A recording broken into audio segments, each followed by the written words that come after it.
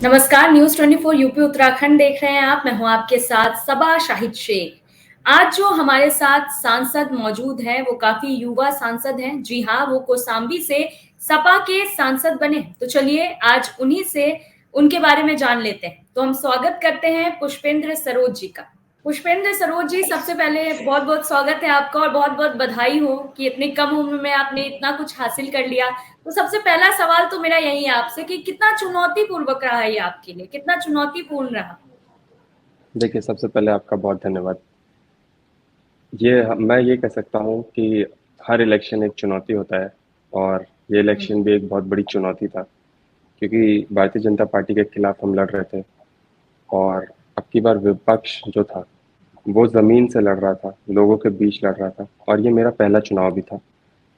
तो हुँ, हर चुनाव एक चुनौती होता है, हर चुनाव से सीख मिलती है और मैं यकीन के साथ कह सकता हूँ कि जिस तरीके से जनता ने अपना आशीर्वाद मुझे दिया है और जी, जितनी बड़ी हमारी जीत हुई है, मैं उनका बहुत धन्यवाद देना चाहूँगा। बिल्कुल। पुष्पेंद्र जी, अगर बात की जाए राजनीति की, तो एक युवा होने के नाते युवा की बात की जाए तो युवाओं का नज़रिया अलग होता है हर कुछ देखने का। तो आप राजनीति में क्या बदलाव करना चाहते हैं एक युवा होने के नाते? देखिए, मेरा सबसे पहले प्राथमिकता ये है कि राजनीति मुद्दों पे होनी चाहिए। राजनीति के वोट आप मुद्दों से माँगिए, जनता को मुद्दों पे वोट देना चाहिए और मुद्दे से ही जनप्रतिनिधि चुनना चाहिए। और अब की बार जी, उत्तर प्रदेश में आपने देखा होगा कि जनता ने अपने मुद्दों के लिए वोट किया था, एक बदलाव के लिए वोट किया था। तो इसलिए बहुत भारी संख्या में समाजवादी पार्टी, कांग्रेस हुँ, पार्टी, इंडिया गठबंधन की सीट उत्तर प्रदेश में आई। तो मैं चाहता हूँ कि आने वाली राजनीति हम सभी हुँ, लोग जनता के लिए कर रहे हैं, तो जनता के ही मुद्दों पे करें और नफ़रत की राजनीति, नफ़रत की भाषा हम इस्तेमाल ना करें और हुँ। एक जनता के लिए खड़े उतरे हैं, तो जनता की आवाज़ भी हम मजबूती से रख सकें। बिल्कुल।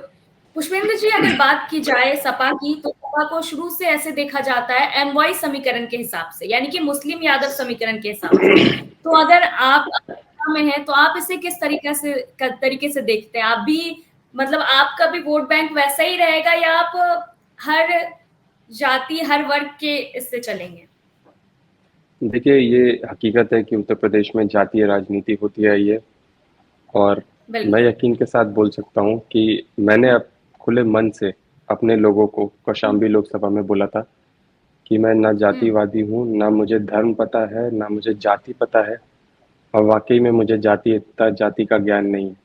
लेकिन मुझे हुँ, पता है कि आप सभी लोग आए हैं, मुझे आशीर्वाद दे रहे हैं, तो मैं आप जी, सभी लोगों के लिए काम करूँगा और वाक़ई हुँ, में अगर आप कौशाम्बी लोकसभा में अब की बार देखें, तो हुँ, सभी वर्ग के लोगों ने, सभी धर्म के लोगों ने, सभी जातियों के लोगों ने हमको आशीर्वाद दिया और सब ने मिल कर के एक रिकॉर्ड बनाया है कौशाम्बी की धरती में, तो उनका भी मैं हुँ। विशेष रूप से धन्यवाद देना चाहूँगा। बिल्कुल। अच्छा, एक बात और कि राजनीति में आने का मन आपका शुरू से था या अचानक से ये मन में ख़्याल आ गया आपको? देखिए, राजनीति में मन तो था, लेकिन इतनी जल्दी नहीं था। अच्छा, तो हालाँकि फिर पिछले कैसे 10 इतनी साल जल्दी आ गया? हालाँकि पिछले 10 साल में जिस तरीके से राजनीति इस देश में हो रही है, हम और आप सभी जानते हैं कि वैसी राजनीति होनी नहीं चाहिए। हमने उस दौर में हम तो बहुत छोटे थे, लेकिन हमने अटल बिहारी वाजपेयी जी के भी भाषण सुने, मनमोहन सिंह जी के भी भाषण सुने। तब हुँ, की राजनीति में और आज की राजनीति में बहुत फ़र्क हो गया है। मुझे लगा कि जब मेरी एज बहुत क्लोज़ कॉल था, क्योंकि ये हुँ, मात्र 25 साल 3 महीना और शायद भारत के इतिहास में सबसे नौजवान सांसद जो संसद भवन में कदम रखेगा। तो ये बहुत क्लोज़ कॉल था और मुझे पेपर वर्क्स में थोड़ा-सा उम्मीद कम लग रही थी। लेकिन हुँ, जब पेपर वर्क क्लियर हुए, तो मुझे लगा कि मुझे अपने लोगों के बीच आकर के उनकी आवाज़ को संसद भवन में रखना बहुत ज़रूरी है। हुँ, क्योंकि जैसा बाबा साहब ने कहा था कि आप डायलॉग से, संवाद से ही समाधान कर सकते हैं। हुँ, तो हमको वो संवाद बहुत मजबूती से करना है, पार्लियामेंट में अपने लोगों की आवाज़ रखनी है और हुँ, अपने लोगों की आवाज़ की सुनवाई हो, उसके लिए जो जनप्रतिनिधि होना चाहिए, वो बहुत जी, मजबूत होना चाहिए। तो अब की बार हुँ, जनता ने बहुत आशीर्वाद दिया, सबका सहयोग रहा, सब एक नौजवान को चाहते थे, तो मैं उनका भी बहुत धन्यवाद देना चाहूँगा। बिल्कुल। अच्छा पुष्पेंद्र जी, आपने जो कपड़े पहने हैं, अगर एक पॉलिटिशियन को देखा जाए तो उस हिसाब से तो आपने कुर्ता पजामा पहना है, वेस्ट कोट पहना है, आपने गमछा डाला हुआ है, स्टोल डाला हुआ है, तो आप ऐसे ही अब मतलब आपका पहनावा वैसे ही होने वाला है, या एक युवा होने के नाते आप नॉर्मल कैजुअल ड्रेसेस पे भी चलेंगे?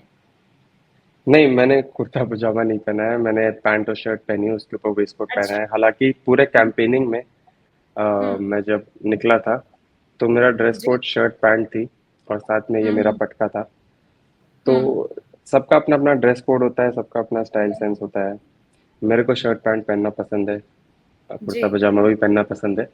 लेकिन मुझे लगता है कि ड्रेस कोड से ज़्यादा, क्योंकि आजकल राजनीति कपड़ों से भी आइडेंटिफाई होने लग गई है कुछ भाषणों में। इसलिए मैंने ये सवाल पूछा आपसे। जी, तो आजकल जी। राजनीति कपड़ों से भी आइडेंटिफाई होने लग गई है। लेकिन राजनीति सिर्फ भाषा शैली से होनी चाहिए, राजनीति सिर्फ मुद्दों की होनी चाहिए। तो जो मेरे जुबान से निकले वो ज़्यादा इम्पोर्टेंट है मेरे पहनावे से। बिल्कुल। कौशाम्बी के लिए क्या करना चाहेंगे आप? कुछ अलग कौशाम्बी की जनता के लिए? संसद बन चुके हैं, अब आप वहाँ से सांसद बन चुके हैं। देखिए, हम बहुत चाहते थे कि हमारी सरकार बने हुँ।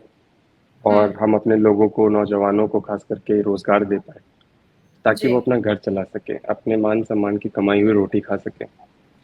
हुँ। और मैं यकीन के साथ कह सकता हूँ कि अब मेरा सबसे पहला कर्तव्य होगा कि अपने नौजवानों की, अपने किसानों की, अपनी माताओं की, पूरी हुँ। कौशाम्बी लोकसभा की सर्वसम्मानित जनता की मजबूती से आवाज़ सबसे पहले संसद भवन में रखना, उनके हुँ। मुद्दे रखना।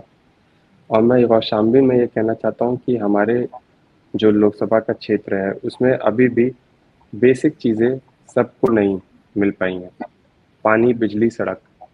सबको इन बेसिक चीज़ों से जोड़ना बहुत ज़रूरी है। हमको अपना बेसिक फाउंडेशन जो है, नींव बहुत मजबूत रखनी चाहिए। तभी हम आगे सपने अपने लोगों को दिखा सकते हैं। और मैं झूठे सपने नहीं दिखाना चाहता हूँ।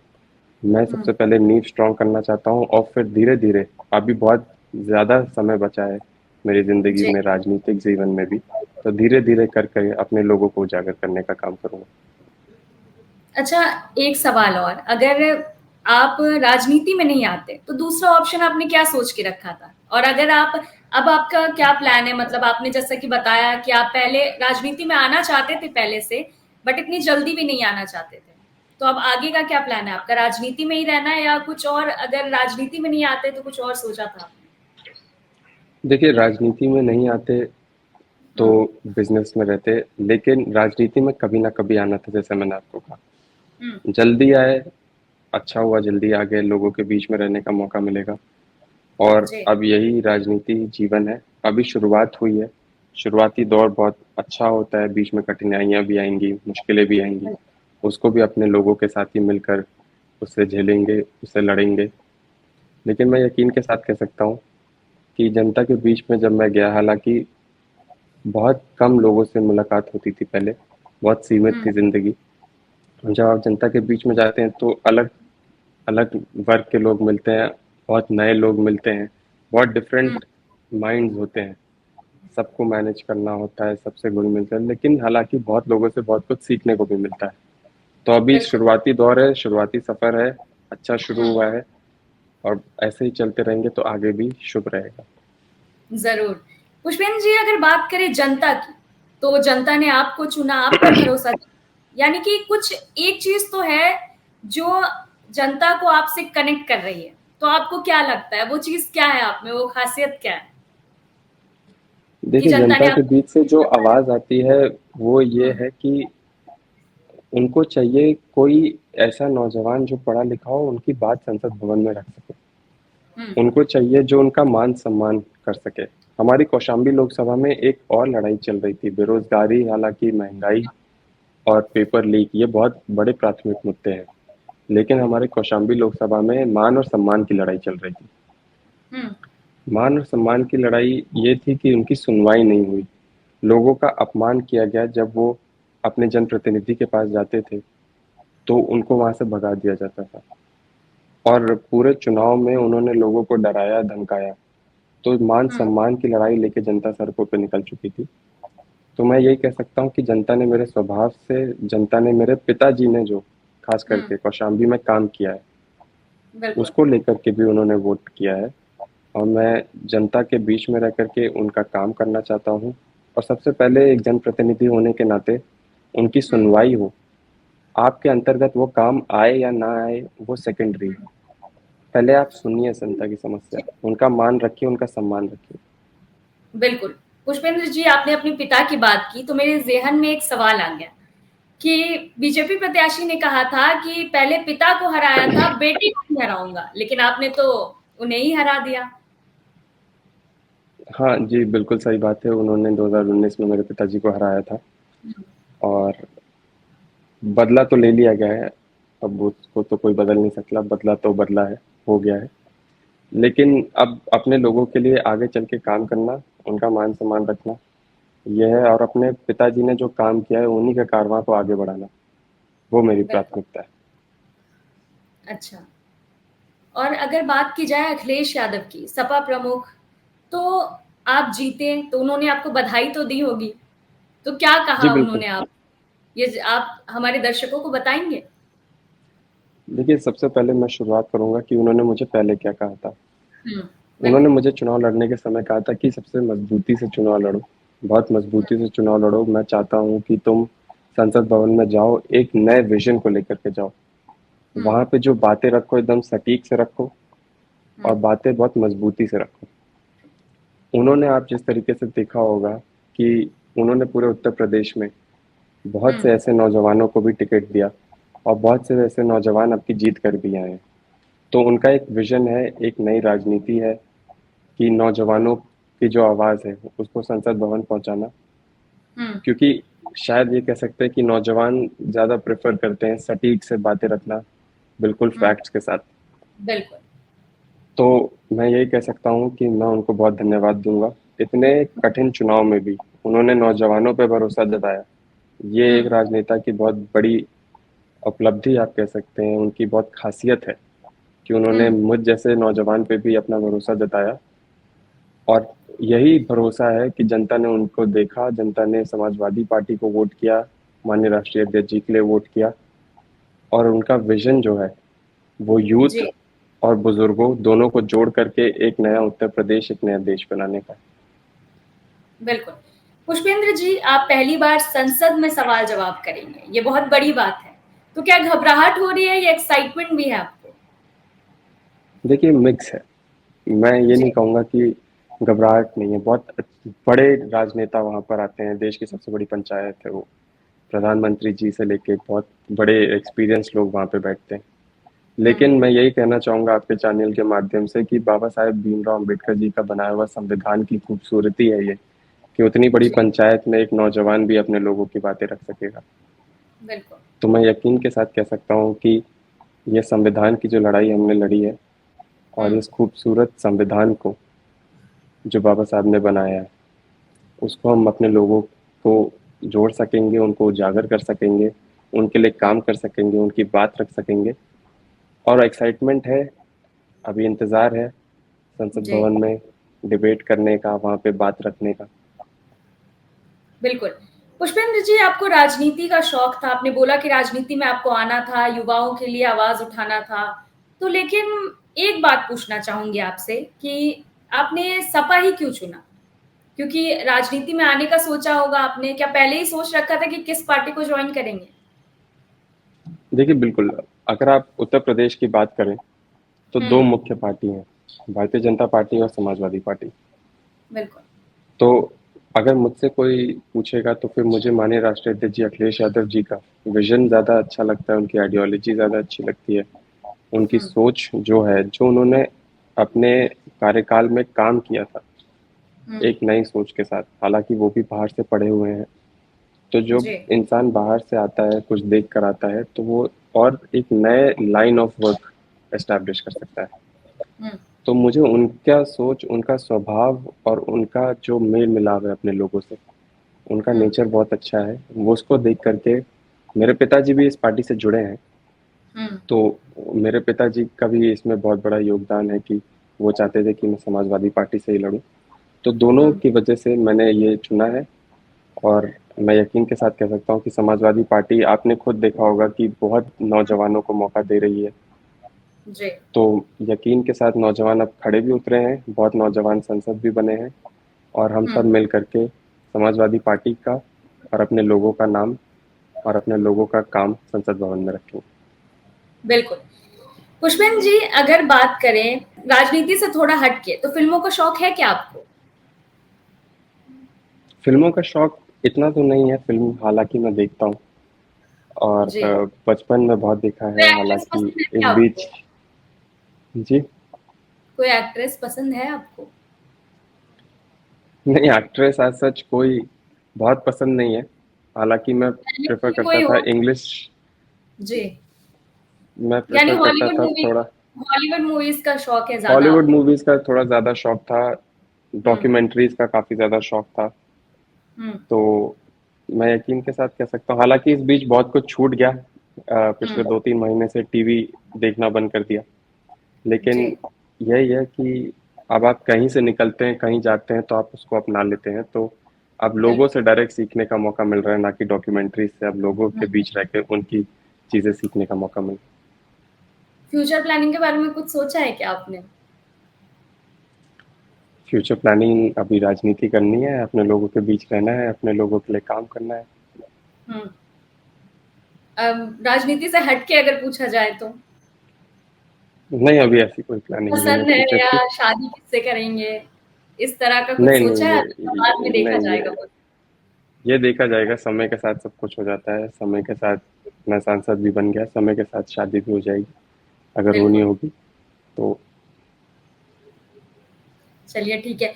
पुष्पेंद्र जी, एक बात और बताइए कि अगर युवाओं के मुद्दे के बारे में बात करें, तो आपको क्या लग रहा है, क्या है युवाओं का मुद्दा जो मुद्दा छूट जा रहा है? देखिए, कोई मुद्दे उतना बहुत सारे हैं इस देश में। बात नहीं कर रहा।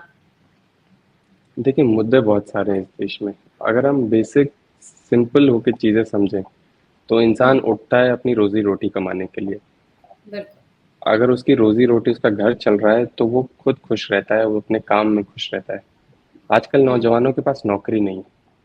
हम्म। नौजवान को आउटसोर्सिंग में जॉब्स करने पड़ रहे हैं, जिसमें बिल्कुल भी कमाई नहीं है। आज पूरे देश में 80 करोड़ से ज़्यादा लोगों को मुफ्त राशन में निर्भर कर दिया गया है। तो ये कोई गर्व की बात नहीं है।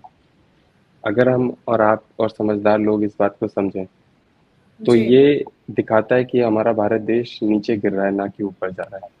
तो नौजवानों की खास करके मैं बात करूं, तो हम्म। उनके यही मुद्दे जो हैं, बेरोजगारी बहुत बड़ा मुद्दा है। और बेरोजगारी के साथ साथ जो वो पेपर की तैयारी कर रहे हैं, हम्म। वो पेपर लीक हो जा रहे हैं। आप सोचिए कि आप किसी पेपर के लिए, हमने बहुत परीक्षा दी है, पढ़ाई के समय, बोर्ड्स के समय, कॉलेज में बहुत तैयारी करते थे।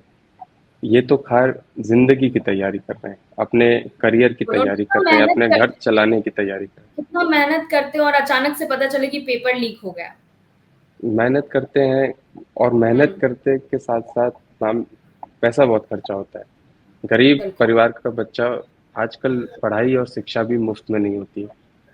हम्म। और इतना मेहनत कर करके, इतना पैसा खर्चा करके, अगर आप उसको ट्राई भी ना कर पाए, अपनी मेहनत को दिखा भी ना पाए, हम्म। एटलीस्ट आप पास हो फेल हो वो अलग चीज होती है, लेकिन आपको मौका ही ना मिल पाए, तो वो बहुत बड़ा चोट होता है, बहुत दर्द होता है। तो ये बहुत बड़ा मुद्दा है। और आपकी बार युवाओं ने बहुत बढ़ चढ़ के उत्तर प्रदेश में तो वोट किया है, अपने हम्म। परिवार को अपने दोनों हाथों से, अपने माता पिता का हाथ थाम करके बदलाव की हम्म। ओर वोट डलवाया था, जो नतीजों में भी दिखता है। हालांकि हमारी सरकार जो है वो थोड़ी चूक गई, लेकिन मैं हम्म। यकीन के साथ बोल सकता हूँ कि इनका जोश जिस तरीके से हम्म। इस चुनाव में था, आगे चल के भी होगा। और जब तक ये अपने हक की लड़ाई नहीं लड़ लेंगे, तब तक ये रुकेंगे। बिल्कुल। आपको क्या लगता है, जैसे कि अगर बात की जाए इस बार की 2024 के लोकसभा चुनाव की, तो जनता ने इस बार ऐसा किया कि किसी को भी, चाहे बीजेपी की बात कर लें, बीजेपी की पूर्ण बहुमत से सरकार बन रही है, बट एनडीए के सहारे बन रही है। तो यानी एक तरफ से देखा जाए तो विपक्ष भी मजबूत हो गया है, यानी जनता कहीं ना कहीं अब विपक्ष को भी मजबूत चाहती है और किसी एक पार्टी को पूर्ण बहुमत भी नहीं देना चाहती है। तो क्या लग रहा है आपको, जनता क्या इतने सारी चीजें जो हो रही है, जनता उससे कुछ अलग फैसला ले रही है? क्या लग रहा है आपको, और क्या बदलाव हुआ है? मतलब अगर पहले की राजनीति की आप पहले भी बात कर रहे थे, और अब की जो राजनीति हमारे देश में चल रही थी, क्या अंतर लगता है आपको? और क्या लगता है देखिए आपको कि अब और क्या बदलाव होना चाहिए इसमें? देखिए हालांकि राजनीति में हमेशा जनता का मिजाज तो अब चेंज हो रहा है। देखिए राजनीति की बात करें तो विपक्ष हमेशा मजबूत रहना चाहिए। बिल्कुल। विपक्ष अपने कार्य से भी, लेकिन विपक्ष संसद भवन में भी मजबूती से दिखना चाहिए। ये जनता की प्राथमिकता होनी चाहिए और जनता ने आपकी बहुत भरपूर तरीके से बदलाव के लिए वोट किया था। ये आप कहेंगे कि पिछले 10-15 साल में अगर आप देखें तो जनता ने वोट अब की बार मुद्दों पे डाला। अगर आप साउथ या नॉर्थ ईस्ट की बात भी ना करें, उत्तर प्रदेश एक बहुत बड़ा स्टेट है। भारतीय जनता पार्टी का बहुत बड़ा स्ट्रांग होल्ड है। एक समय पे ये लग रहा था कि उत्तर प्रदेश में जो मुद्दा है मंदिर का, और जो हिंदू मुद्दा रहेगा भारतीय जनता पार्टी का, जो हमेशा से रहा है, उत्तर प्रदेश एक ऐसा स्टेट होगा जो लीड करेगा इंडिया में, और बाकी स्टेट्स उसको ज्वाइन करेंगे सीट के मार्जिन में। लेकिन उत्तर प्रदेश के ही लोगों ने अब की बार भारतीय जनता पार्टी को नकार दिया। ये लीड किया अब की बार उत्तर प्रदेश मुद्दों के लिए, क्योंकि किसी ने भी ये नहीं सोचा था, हालांकि एग्जिट पोल भी हम देख रहे थे, ओपिनियन पोल भी हम देख रहे थे, तो मात्र बहुत चुनिंदा सीटें ऐसे दिखा रहा था कि उत्तर प्रदेश जीतेगा। मैं देश की भी बात करूं तो बहुत कम ऐसा दिखा रहा था कि विपक्ष कहीं खड़ा भी उतरेगा। लेकिन यकीन के साथ बोल सकता हूं कि जो बहुत बड़े सफोलॉजिस्ट भी नहीं पकड़ पाए अब की बार, कि जनता ने जो बदलाव का मन था स्ट्रीट्स में जा करके, अगर नेता स्ट्रीट्स में जाकर के लोगों की समस्याओं के साथ खड़ा हो जाता है तो जनता उसको अपना जनप्रतिनिधि पसंद करती है। जो जी मुद्दे बिल्कुल। हैं 10 साल तक जनता ने बहुत इधर उधर के मुद्दों के लिए वोट किया। हम एक यूथ हैं, हम नौजवान हैं, मेरा पहला टर्म है ये। मैं चाहता हूं कि जनता की प्रॉब्लम्स पे डिस्कशन होना चाहिए पार्लियामेंट में, और जनता की प्रॉब्लम्स का डिस्कशन नेताओं के भाषण में भी होना चाहिए, और राजनीति उस पे होनी चाहिए। जी पुष्पेंद्र जी, आखिरी सवाल मेरा आपसे यही है, ज्यादा वक्त नहीं लूंगी अब आपका। आखिरी सवाल यही है आपसे कि युवाओं के लिए क्या मैसेज देना चाहेंगे आप?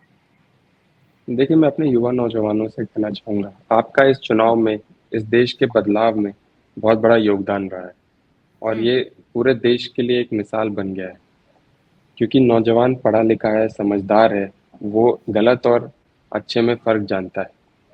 तो मैं यकीन के साथ कह सकता हूँ कि आपकी लड़ाई, आपके ये योगदान वेस्ट में नहीं गया है। आपका ये योगदान और ये लड़ाई चलती रहेगी। हम आपके साथ हैं। हमारे से जैसे बहुत ऐसे नौजवान सांसद हैं जो अब की बार पहली बार सांसद बने हैं। वो आपकी मजबूती से आपकी आवाज़ उठाएंगे, और यकीन के साथ मैं अपने बारे में बात करूं तो मैं आप लोगों के लिए और आपकी प्राथमिकताओं के लिए संसद भवन में बहुत मजबूती से आवाज़ उठाऊंगा। और ये लड़ाई जब तक हम इस देश में बदलाव नहीं कर लेते, या जब तक सरकार आपको नौकरी नहीं दे सकती, तब तक हम ये लड़ाई लड़ते रहेंगे। बिल्कुल, बहुत बहुत शुक्रिया पुष्पेंद्र जी अपना कीमती वक्त देने के लिए। बहुत धन्यवाद। फिलहाल के लिए इतना ही। देखते रहिए News 24 यूपी उत्तराखंड।